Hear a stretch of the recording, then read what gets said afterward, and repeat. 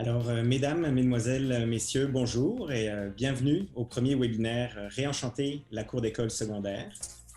Ce webinaire est une initiative du Réseau des unités régionales de loisirs et de sport du Québec, financé et propulsé par le ministère de l'Éducation et est organisé par la coopérative de travailleurs L'Escabeau, dont je fais moi-même partie.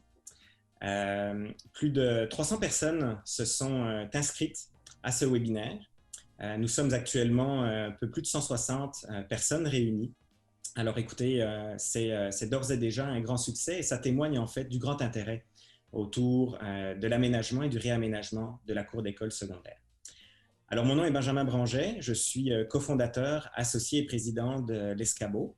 Il me fait plaisir aujourd'hui de vous accueillir dans mon bureau.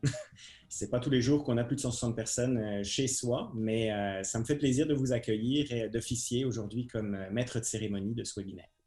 Je suis accompagné de deux acolytes, la personne de Françoise Durand-Lot et de Leila Mostefa Kara, qui sont respectivement collaboratrices de L'Escabeau et professionnelles à L'Escabeau. Alors Françoise, qui m'accompagne, aura l'occasion de vous partager plusieurs notions essentielles et des bons trucs et astuces pour bien appréhender votre projet de réaménagement ou de réaménagement.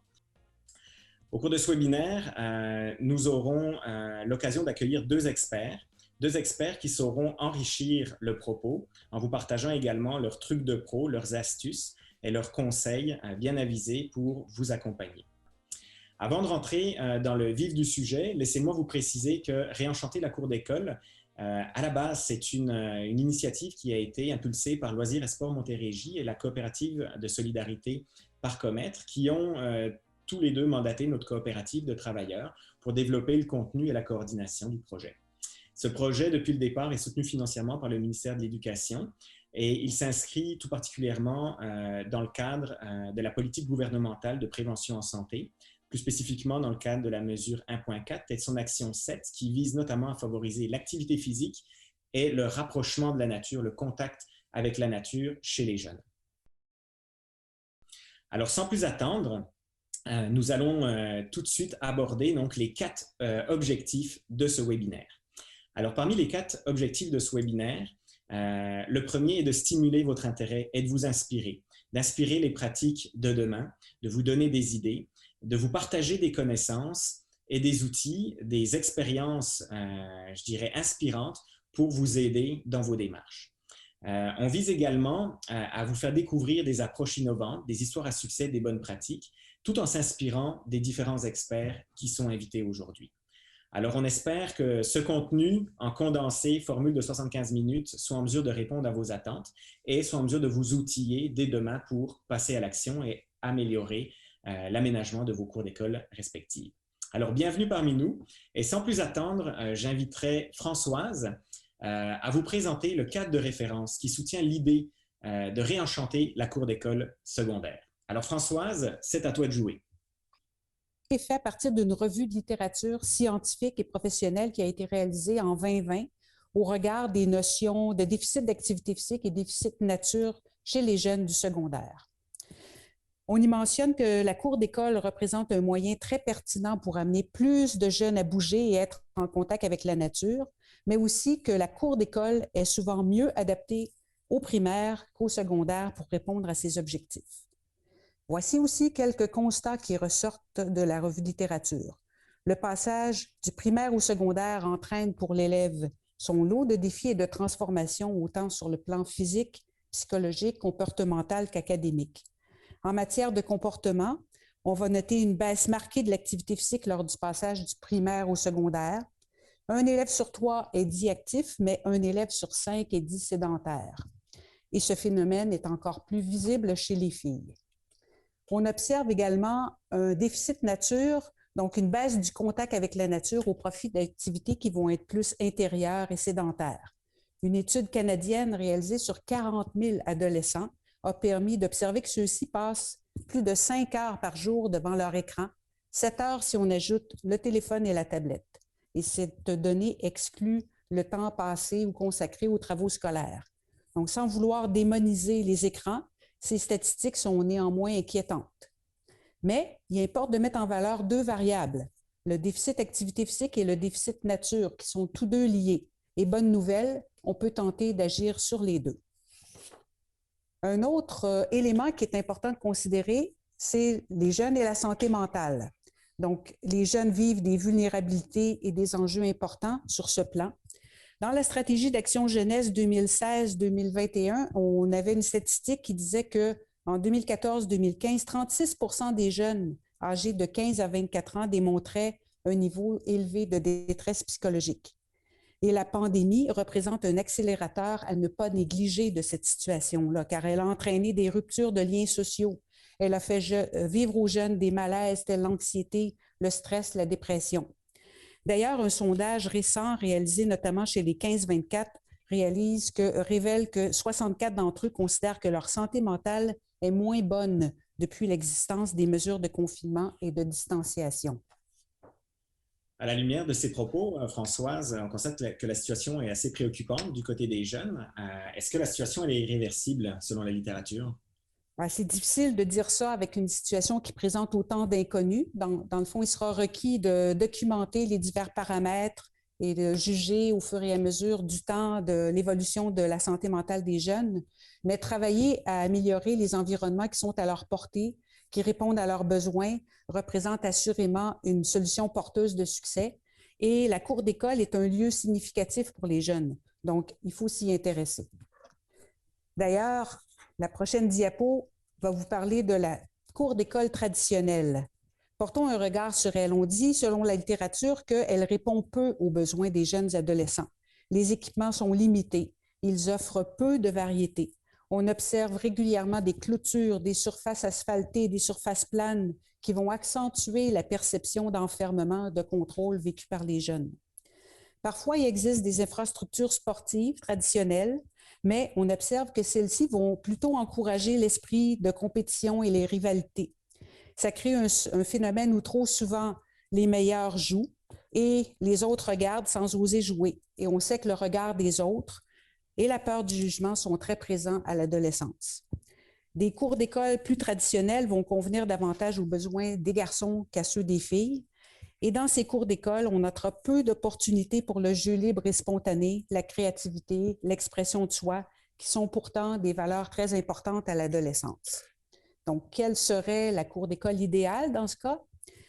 Il faudrait viser la création d'un milieu de vie animé, une valorisation de la nature, du plein air, une multiplication des occasions de bouger, de socialiser. Il faudrait favoriser un sentiment d'appartenance de la part des jeunes pour qu'ils se sentent bien dans ce milieu de vie. Donc, proposer une variété, un nombre d'installations extérieures pour répondre aux besoins variés, évolutifs de développement des jeunes. Ça peut être des espaces verts avec de multiples usages, des jeux libres, des espaces de socialisation, de détente, d'exploration, d'apprentissage, qui vont vraiment répondre aux besoins de créativité, de coopération, d'expression de soi, d'interaction et de possibilité de relever des défis. Dans une cour d'école idéale, étant donné son fort potentiel, il faut aussi miser sur la nature. Donc, cette nature-là, elle offre plusieurs avantages. La réduction du stress, des symptômes de dépression, l'amélioration de la concentration, une meilleure santé mentale. Ça peut devenir un lieu d'éducation, d'apprentissage, de respect. Ça favorise le développement global de l'enfant. Les éléments naturels qui sont présents dans l'environnement, tels les arbres, les espaces verts, les sentiers, les boisés, ça va représenter des opportunités inépuisables à exploiter pour le mieux-être des jeunes.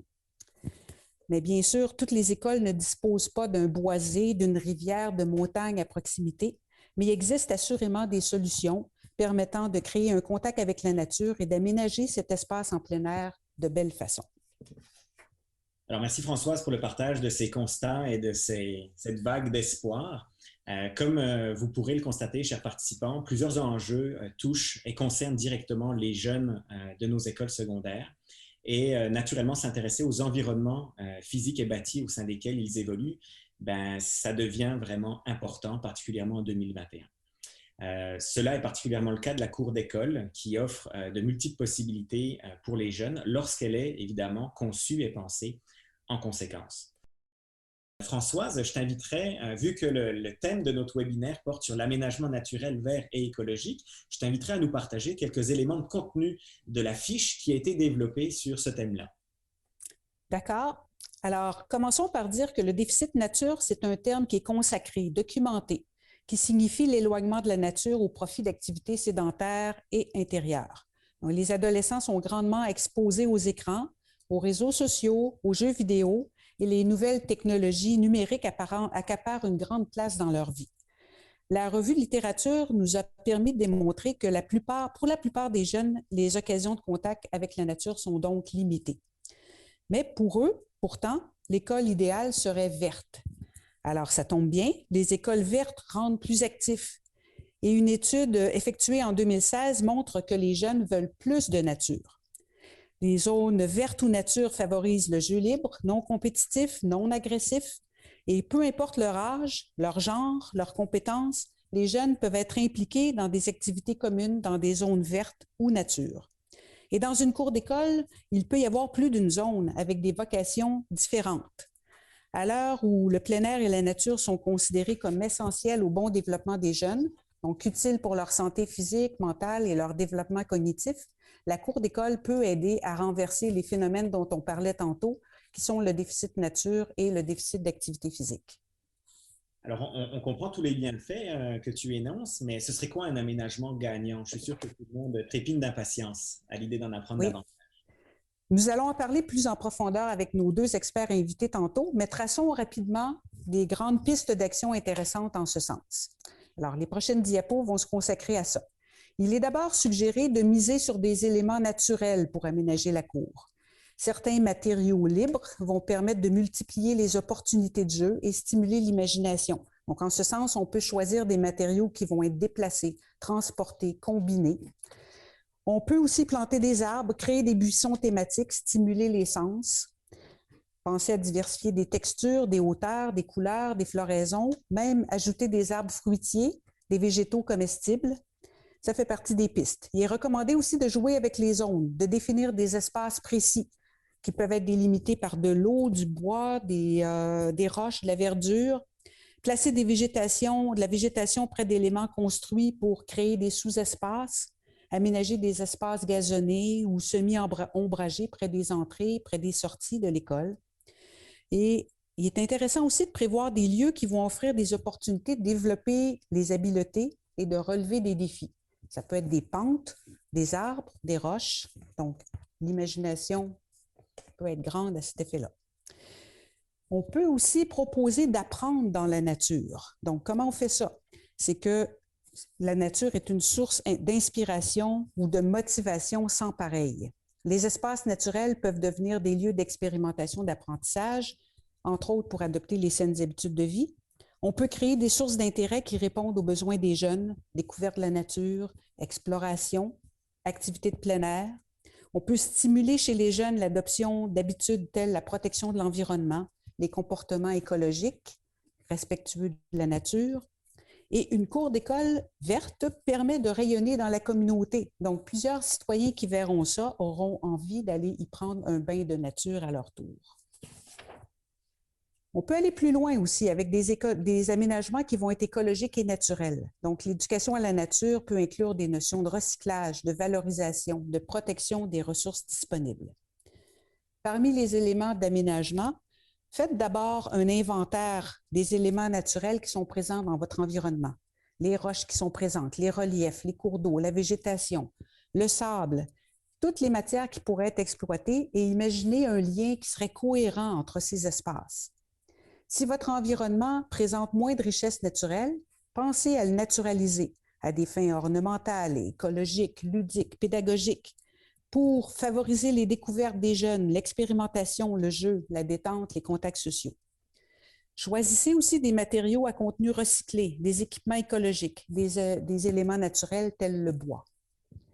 La présence de potagers peut être intéressante. Ils permettent d'informer, d'éduquer, de conscientiser. Ils permettent d'encourager des discussions sur la santé et le mieux-être. Mais attention, il y a des enjeux qui sont associés au potager. On doit mettre de l'eau à proximité, des bacs de recyclage, et il y aura des enjeux tels l'entretien, la gestion du potager, entre autres durant la période estivale où l'école est plutôt vide. On peut aussi imaginer des zones repas, des cuisines extérieures et s'en servir pour sensibiliser à la nécessité de recycler, réutiliser et récupérer. Alors, on comprend, Françoise, que l'idée est de créer beaucoup d'opportunités en termes d'aménagement vert, naturel et écologique, des opportunités qui soient intéressantes pour le jeune et d'envisager justement d'exploiter la cour d'école verte comme un lieu d'apprentissage. D'ailleurs, la pandémie qui nous frappe depuis un an maintenant a amené plusieurs écoles à se redécouvrir ou à se renouveler et de nombreuses initiatives invitent justement l'apprentissage extérieur. Donc, les formes d'apprentissage dehors sont à l'honneur, notamment au sein des classes extérieures. Est-ce que tu peux nous en dire un petit peu plus sur cette tendance très émergente, voire bien implantée? Oui. Alors, effectivement, les classes extérieures ont suscité beaucoup d'intérêt durant la dernière année. Mais attention, quand on implante une classe extérieure, on ne veut pas uniquement transposer la pédagogie qui opère dans une salle de classe traditionnelle. On souhaite miser sur des ressources et des environnements qui vont être offerts à l'extérieur pour stimuler l'apprentissage des jeunes. On va en parler ça aussi avec un expert tantôt, mais disons rapidement que les classes extérieures favorisent un contact avec la nature, permettent une ambiance unique qui va encourager la créativité, l'expérience des sens, la biophilie, qui est l'art d'aimer le vivant. Pour qu'elles aient un succès, il faudra prévoir une transition qui va être cohérente entre l'intérieur et l'extérieur de l'école, donner l'impression que la nature est autant à l'intérieur qu'à l'extérieur, qu'elle est à portée de main. Et pour une utilisation plus longue, prévoir une utilisation en fonction des saisons, voire même des intempéries. Merci Françoise pour ces éléments. Alors, chers participants, je vous invite à découvrir ces deux photos d'une cour d'école secondaire québécoise. Donc, à gauche, une photo aérienne qui vous permet de découvrir donc l'implantation de l'école, sa cour et ses abords. Et à droite, donc, vous avez une photo prise de l'entrée principale avec l'espace stationnement et la voie d'accès pour les jeunes et le personnel. Ces photos ne sont pas anodines parce qu'elles nous ont été fournies par un expert de cette école, quelqu'un qui a passé beaucoup de temps, qui l'a vécu puis qui l'a expérimenté durant de nombreuses, sinon de longues années. Donc, nous invitons un des anciens élèves de cette école qui est à présent expert, si je peux le dire ainsi, en architecture de paysage. Alors, il me fait plaisir d'accueillir Michael Potvin, notre premier expert invité aujourd'hui. Michael, qui est directeur architecture de paysage chez Envira.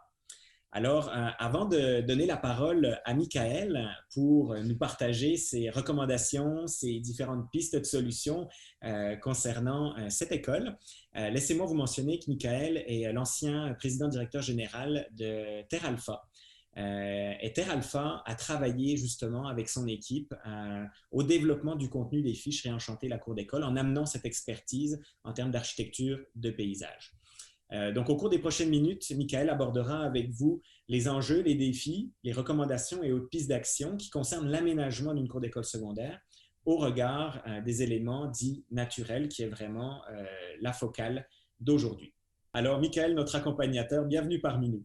Michael, lors de nos discussions, on avait convenu donc d'échanger sur ces deux photos qui illustrent une école que tu connais bien, n'est-ce pas? Exact. Alors, Exact. Donc, tu pourrais nous dire un petit peu, avec ton expertise en termes d'aménagement ou d'architecture de paysage, qui pourrait nous amener plus loin dans le réaménagement de cette école-là? ce qui est sorti fort, c'est la verdure. C'est un peu paradoxal parce que c'est une école qui est entourée de verdure. Je pense que pour reprendre les mots de Françoise tout à l'heure, il faut tirer profit là, de l'aménagement existant et c'est un peu l'enjeu ici dans cette cour d'école. Donc, quand on voit la photo de droite, la verdure est insuffisante, voire même pas présente. Il manque des aires de repos, de socialisation. Vous voyez aussi, là, je pourrais ajouter la gestion des eaux là, qui est inefficace en fait. Cette grande mare de stationnement-là va amener aussi un îlot de chaleur. Bien qu'on est en région, c'est quand même un aspect qui est non négligeable. Et finalement, la circulation là, piétonne à travers la zone de débarcadère. Donc, c'est des problématiques qui sont pour moi là, associées à cette cour d'école. Très bien, merci Michael pour ces éléments de réponse. Est-ce qu'on pense aux autobus, aux débarcadères, notamment la gestion Ouais. des déplacements des élèves? Comment est-ce que tu vivais ça, toi, quand tu étais dans cette école-là? Et comment est-ce que Ben, tu envisagerais dorénavant? comment est-ce que je vivais ça? En fait, je vois une amélioration, c'est-à-dire qu'à l'époque, il n'y avait pas une allée piétonne qui était séparée de des murs de béton. Ceci étant dit, je pense que c'est une mesure dite temporaire, mais à long terme, c'est pour moi une mesure qui n'est pas efficace, qui n'est pas efficiente quand on parle d'aménagement vert d'une cour d'école. Juste la zone de débarcadère qui pourrait être facilement, d'autobus, qui pourrait être facilement réorientée plus près du boisé pour justement là, contrer les élèves, pour contrer le fait que les élèves passent par un stationnement. Bien, si le débarcadère serait avancé vers la forêt, bien, possiblement qu'il pourrait se créer un sentier là, piétonnier à travers même la forêt. Autrement, si on conserve l'allée piétonne comme elle est actuellement, bien, pour contrer l'effet de corridor de vent, bien, évidemment, de la plantation pourrait être ajoutée, ne serait-ce que pour le vent, les îlots de chaleur, les surfaces perméables. Donc, ce que je retiens, c'est d'offrir un accueil, un lieu invitant, un accueil plus chaleureux, plus verdi aux étudiants, n'est-ce pas? Exact. Puis on a tout le potentiel du site qui est possible dans cet exemple-là. Excellent. Ben, merci pour ces premiers éléments de réponse. Donc, sur ces deux photos que tu nous as gracieusement fournies pour illustrer ton intervention et donc le contenu de la fiche Aménagement vert, naturel et écologique. Poursuivons sans plus attendre cette fois-ci avec deux photos que Françoise, Leïla et moi t'avons soumis pour réflexion. Alors, deux nouvelles photos qui illustrent d'un point de vue un peu plus microscopique deux espaces de cours d'école. Alors, tu as déjà abordé la question de la gestion des eaux de surface, le drainage, ainsi de suite, mais qu'est-ce que tu pourrais nous dire de complémentaire par rapport à tes propos précédents? Alors, évidemment, je ne connais pas l'école qui est en jeu actuellement, mais on voit que c'est une école en milieu urbain. Donc, ce qui frappe pour moi, bon, évidemment, on en a parlé tantôt, c'est le manque de verdure et le choix des surfaces qui sont pratiquement la même, c'est-à-dire de l'asphalte. Quand on a une grande surface d'asphalte-là, comme celle-ci, bien, évidemment, il y a des éléments qui me viennent en tête, notamment les îlots de chaleur, notamment la gestion des eaux. Et ce que je remarque dans cette photo-là, c'est évidemment un court de basket avec un puiseur en plein milieu. Donc, on comprend très bien que le sport collectif peut être valorisé dans cette surface-là, mais l'équipement en tant que tel est inadéquat. Si je reviens dans la plantation d'arbres, les végétaux, ben, on voit que c'est une photo qui a été prise en été, donc on imagine être en classe à 30 degrés au mois de juin, essayer de faire ses examens du ministère, tout le mal qu'on a, en plus d'un inconfort au point de vue de la chaleur. Donc, les arbres, ben, ça va avoir l'effet d'un îlot de fraîcheur pour l'extérieur, mais ça va également permettre là, d'avoir une meilleure température à l'intérieur. Donc, je trouve que c'est un élément qui manque. Autre élément, évidemment, ben, il y a peu de surface de sociabilisation. Il n'y a pas d'îlot qui permet un peu d'intimité, des créations de sous-espaces et aussi de l'intimité pour les équipements d'utilité comme les conteneurs, l'appareil d'Hydro-Québec. Donc, c'est des choses qui peuvent être qui sont visiblement peu intéressants et qui pourraient être mieux camouflés. Donc, on comprend qu'il y a peut-être une confusion ou une réorganisation envisagée au niveau des différents équipements et espaces qui répondent à différentes vocations ou utilités, n'est-ce pas? Exact. Puis il y a un super de beau potentiel de rénovation de cours d'école dans ce cas-ci. Parfait. Excellent. Ben, écoute, merci pour cet éclairage. Lors de nos discussions préparatoires et aussi durant la conceptualisation du projet Réenchanter la cour d'école, tu mentionnais souvent être confronté avec tes clients, avec tes partenaires au sein de différents projets, devoir composer avec des enjeux, différents enjeux auxquels tu te devais trouver des réponses, mais où aussi le client, voire le partenaire, devait trouver des réponses avec le Oui. milieu. Peux-tu nous en parler davantage? Oui. Bien, je vous dirais d'emblée que l'humain est réfractaire au changement. Puis ça fait pas partie, c'est pas, ça n'est pas exclusif au cours d'école. Et évidemment, un des enjeux qui vient, mis à part les coûts, évidemment, ben, il y a toujours une question d'entretien. C'est-à-dire que si on revient à la photo précédente, une question qui pourrait m'être posée rapidement, c'est que entre déneiger une cour qui est complètement asphaltée et qu'il n'y a pas d'obstacles comme des îlots d'arbres, etc., c'est beaucoup plus facile qu'entretenir une cour où est-ce on a des éléments sinueux qui apportent une sinuosité. Donc, c'est sûr que le changement de culture doit s'opérer. Il doit s'opérer dans tous avec tous les corps de métier qui ont attrait à la réfection d'une cour d'école, en passant de la conception, en passant aux élèves, en passant à l'entretien et la réalisation. Donc, souvent, l'entretien et les coûts vont être un frein là, à une réfection de cour d'école.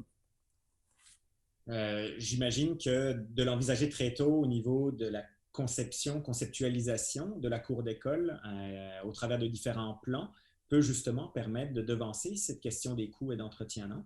Exact. Je pense que, comme tout bon projet, la réfection d'une cour d'école doit être bien planifiée.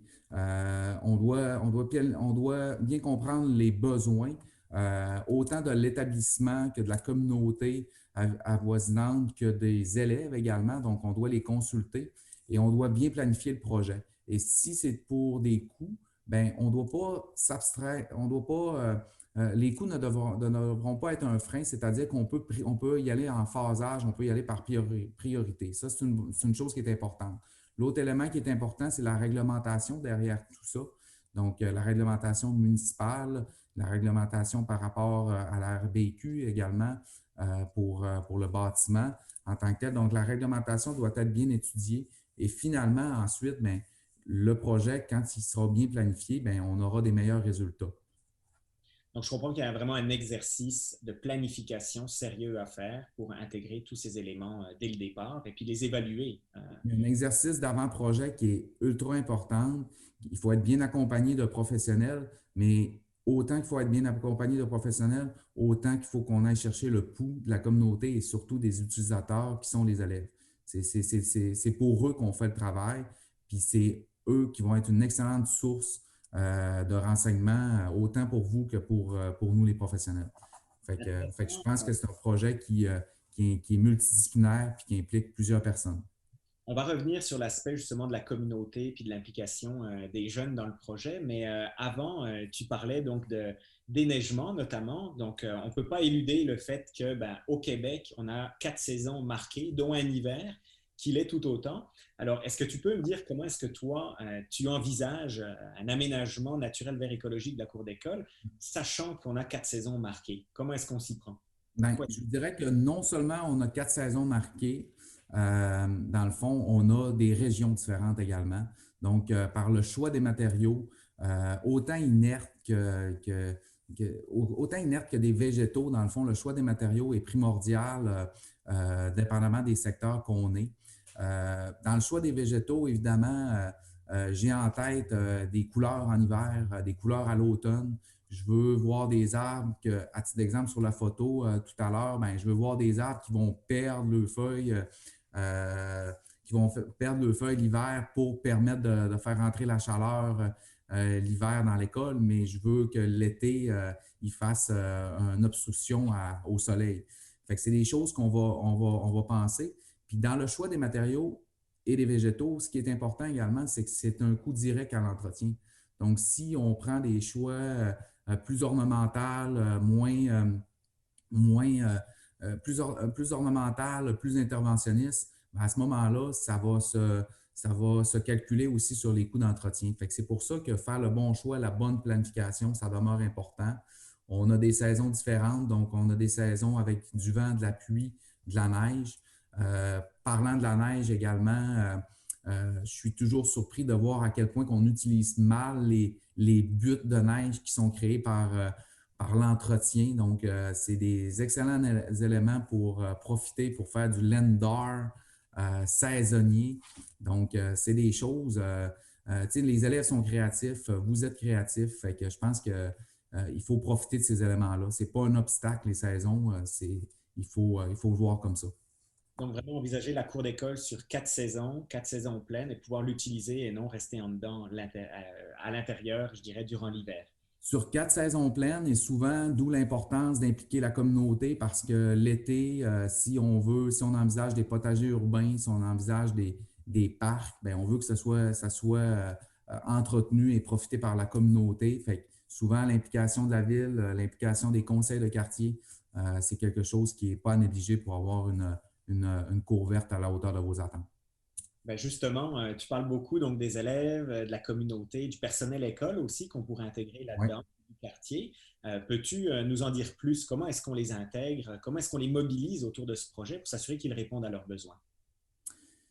Bien, d'abord, avant tout, par les comités des élèves. Je pense que c'est important d'inclure les élèves et d'inclure l'ensemble des élèves. En fait, avoir le meilleur portrait, autant les filles que les garçons.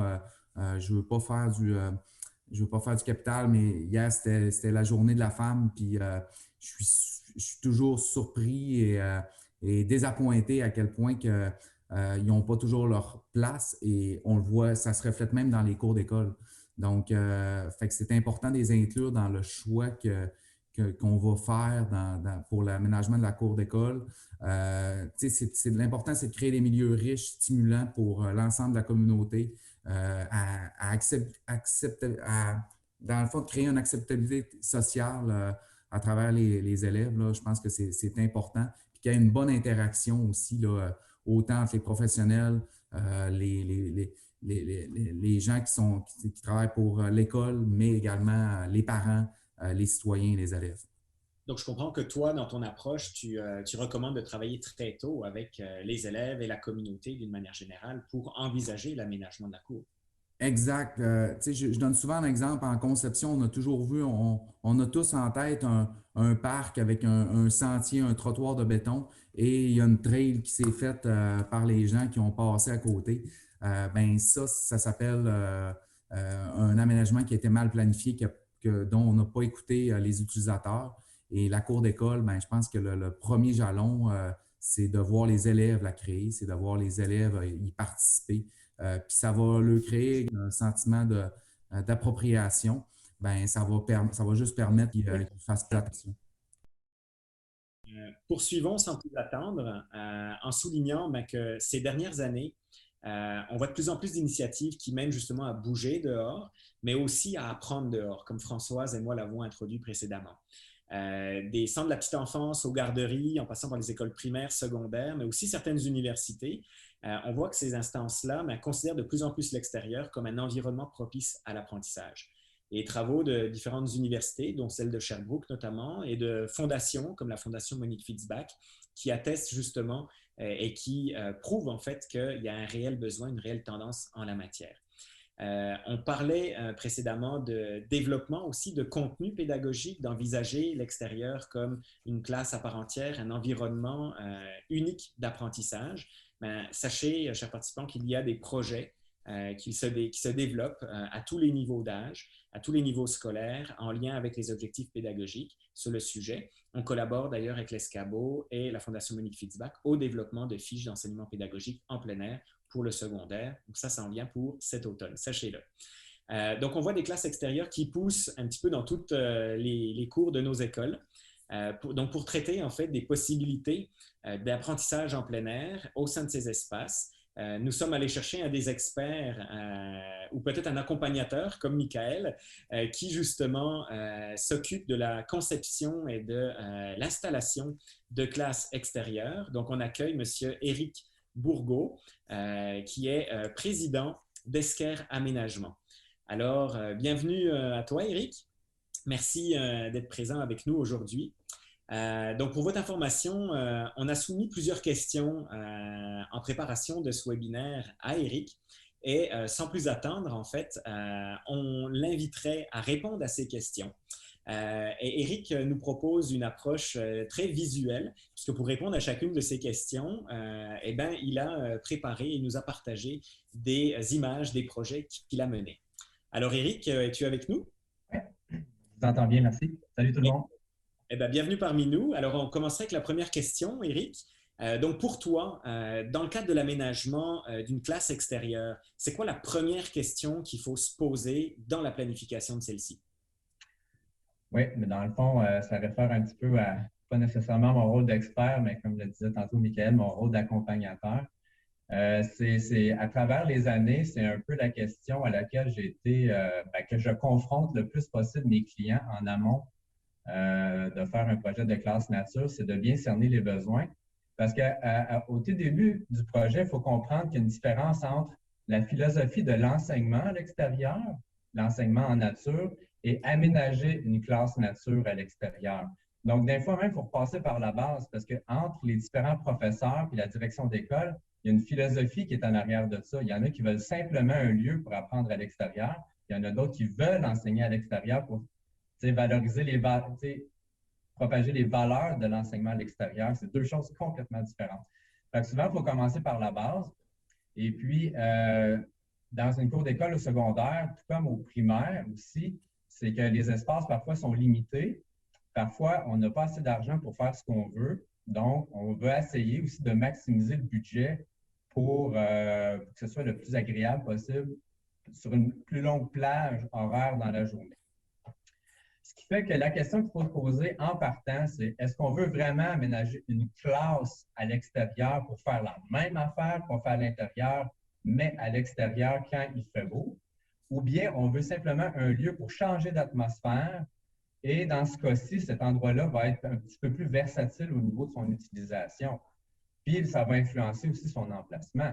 Si je prends ici cet exemple-là d'une polyvalente en Estrie, qui est très comique parce que dans le fond, c'était la même devanture que l'école qu'on a vue tantôt. Là, je veux dire, pour y avoir travaillé, la question qu'on nous a posée en partant, c'est Éric, c'est une mer d'asphalte, on n'est plus capable, on a un déficit de nature.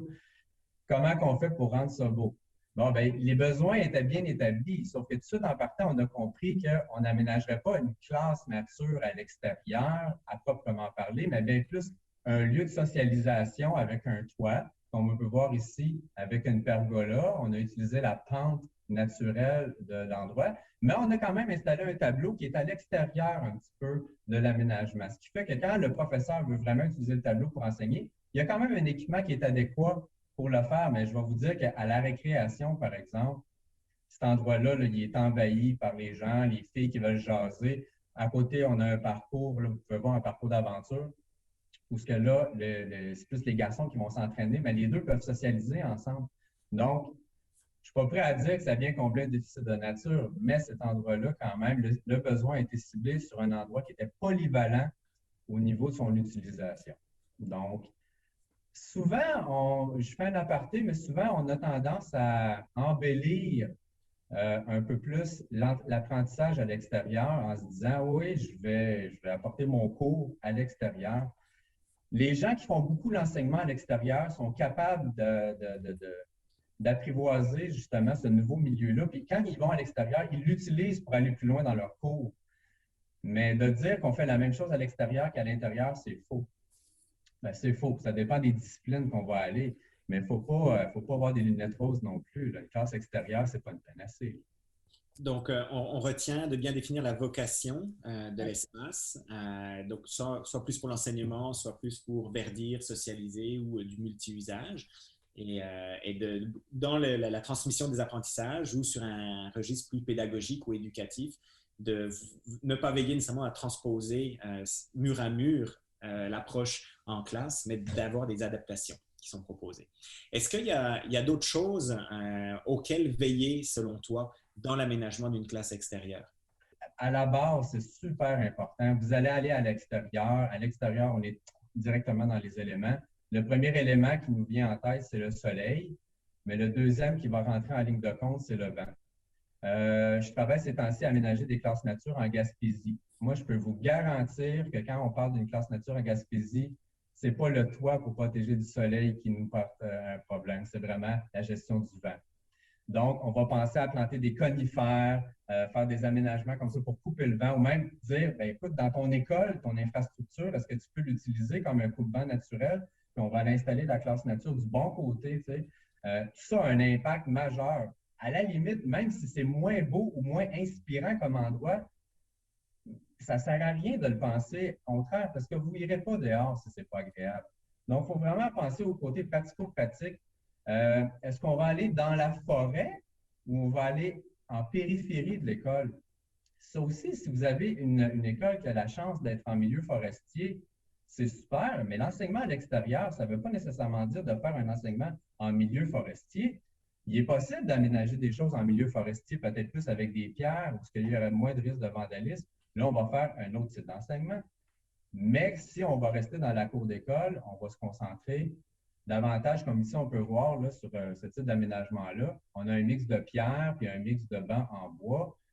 Je fais un aparté au niveau des matériaux. Vous parlez tantôt là, des matériaux plus naturels. Bien, il faut savoir que c'est le fun aussi de s'asseoir sur des roches, mais à l'automne ou au printemps, ça peut être pas pour les faux-founes.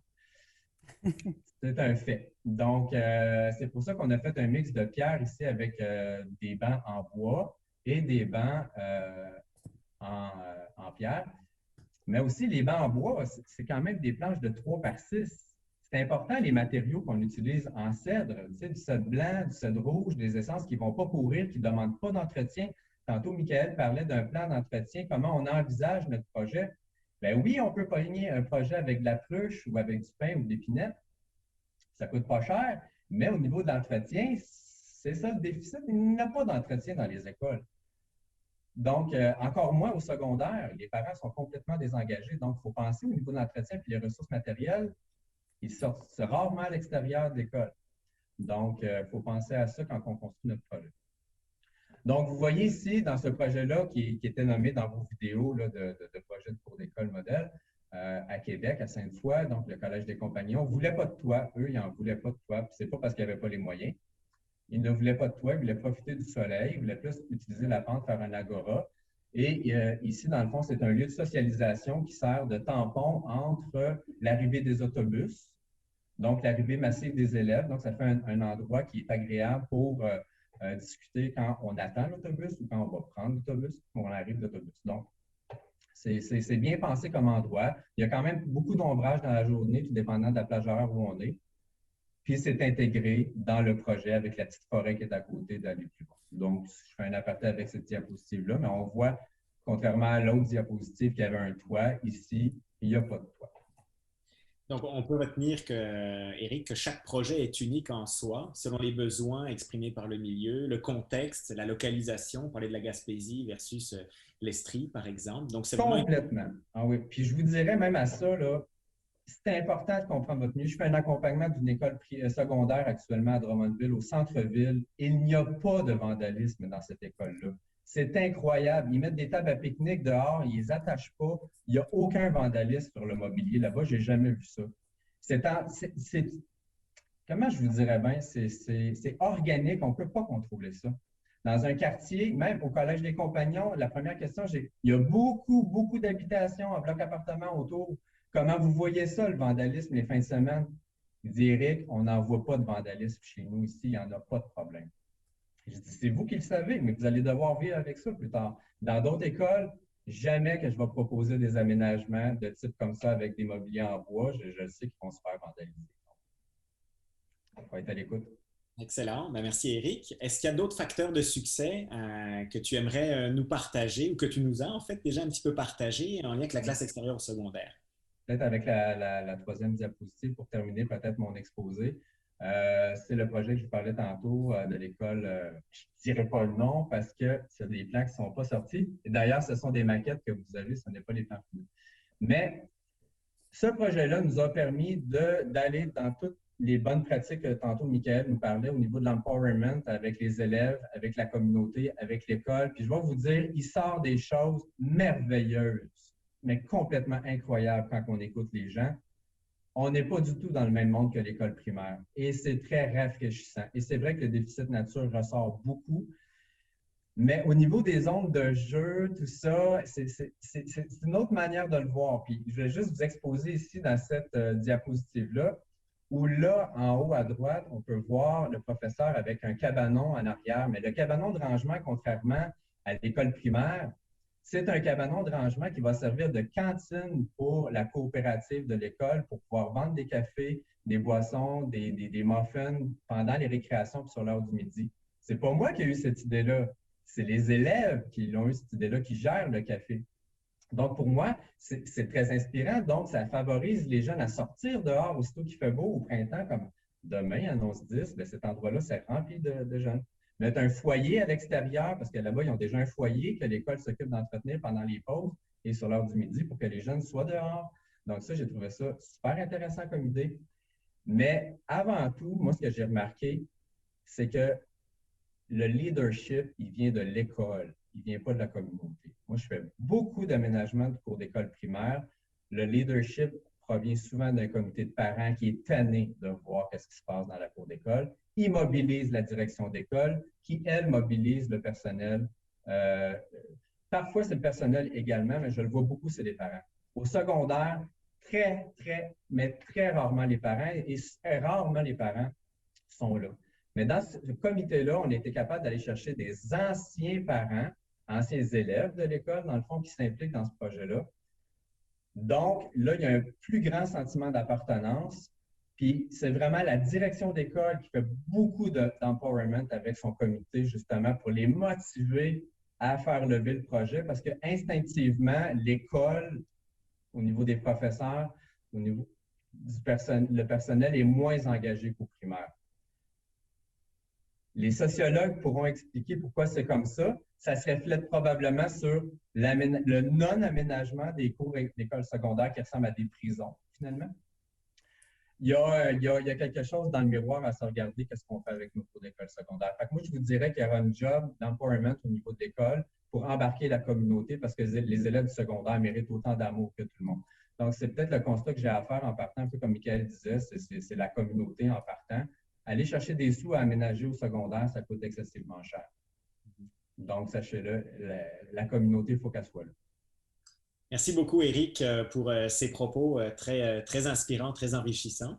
Ouais. Je me permets donc de vous remercier, Michael, Éric, pour votre participation aujourd'hui. Je réinviterai Françoise, en fait, à faire une petite synthèse, un petit tour d'horizon de ce qui s'est discuté dans les dernières minutes, depuis 1 heure maintenant. Alors, Françoise, qu'est-ce que tu retiens du webinaire et qu'est-ce que tu aimerais que les gens, les participants gardent en tête? D'accord, c'est pas facile parce qu'il y a plusieurs propos enrichissants qui ont été partagés, mais ce que je dirais, peut-être d'entrée de jeu, statuons qu'il y a une baisse d'activité physique, il y a un déficit nature qui est constaté chez les jeunes. On voit aussi qu'il y a des vulnérabilités qui sont observées sur le plan de leur santé mentale. Donc, la première chose que je dirais, il y a urgence d'agir parce qu'il y a une solution qui est là. Une cour d'école verte, c'est un moyen très pertinent pour réduire ces problématiques-là. Donc, la solution existe. Et plus il y aura d'acteurs de changement, plus grands seront les effets. Pour agir, je dirais que chacune des personnes qui veut s'impliquer dans un tel projet n'est pas seule. Il y a des références, il y a des outils qui sont existants, on en parlera tantôt. Il y a des experts qui peuvent vous aider, dont notamment, on en a peu parlé jusqu'à présent, mais tout le réseau des URLS est là pour vous accompagner. 17 URLS qui sont présents dans toutes les régions. Chaque école est unique, vous allez me dire. Donc, il n'y a pas de recette qui fonctionne pour tout le monde, mais voyez ce que vous êtes capable de faire chez vous en fonction de votre environnement. Soyez créatifs, innovez. Même avec un petit budget, là, je vais aller à l'encontre de ce que Éric vient de dire, mais on peut déjà commencer à faire des choses. Imaginer quel serait notre rêve, commencer à passer à l'action et faire des phases, comme le disait Michael tantôt. Teintez le projet en y mettant votre couleur et n'oubliez pas d'exploiter les saisons pour que votre projet s'échelonne sur toute l'année. Finalement, je conclurai en disant, imaginez votre cours d'école comme un milieu de vie dynamique avec de multiples occasions de bouger en nature pour qu'il y en ait pour tous les goûts, les filles, les gars, les actifs, les moins actifs, les sédentaires, ceux qui ont juste besoin de socialiser. Tout le monde doit y trouver son compte. Et permettez aux jeunes, dans le fond, de développer un sentiment d'appartenance puis de vivre dans leur cours d'école verte une expérience qui va être modulée en fonction de leurs besoins. Voilà.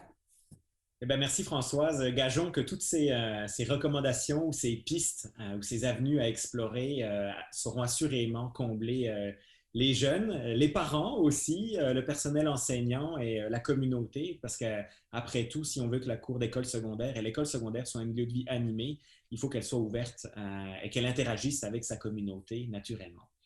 Alors, simplement vous mentionner que dès demain, en fait, eh bien, écoutez, c'est à vous de jouer. C'est à vous que revient la responsabilité d'impulser ces projets, d'innover, d'inspirer les écoles de demain et de vous laisser inspirer tout autant. Je parle de fiches depuis le début. Sachez qu'en allant sur le site guidesportloisirs.ca, vous allez pouvoir accéder à la rubrique Projet Espace. Et dans l'onglet Adolescents, vous allez pouvoir découvrir les 5 fiches d'aménagement qui ont été développées. Pourquoi 5 fiches? Parce qu'on traite 5 thèmes généraux, dont l'aménagement naturel, vert et écologique, l'organisation de l'espace, le climat, la saisonnalité, également le transport actif et l'implication justement de la communauté. Vous allez y retrouver également les vidéos des cas champions qu'on vous a partagées en amont. Et donc, cette page-là est vraiment votre référence, votre centre des bonnes pratiques et des bons outils. On vous invite à télécharger ces fiches qui sont mises en ligne gratuitement et qui sont téléchargeables naturellement. N'oubliez pas, comme l'a mentionné Françoise, que le réseau des unités régionales de loisirs et de sport du Québec sont des alliés pour vous accompagner dans vos projets et vous aider et vous outiller également. Un grand merci à toutes et à tous d'avoir été des nôtres aujourd'hui. C'était vraiment chouette de vous voir aussi nombreux réunis autour de ce thème. On sent qu'il y a un besoin sur le sujet. Merci à nos 2 invités, nos 2 accompagnateurs, Michael et Eric. Merci, bravo. Merci Leïla, Françoise, Christine et à tout le monde d'avoir été présents avec nous. Et bonne fin de journée à toutes et à tous. Au plaisir de vous retrouver.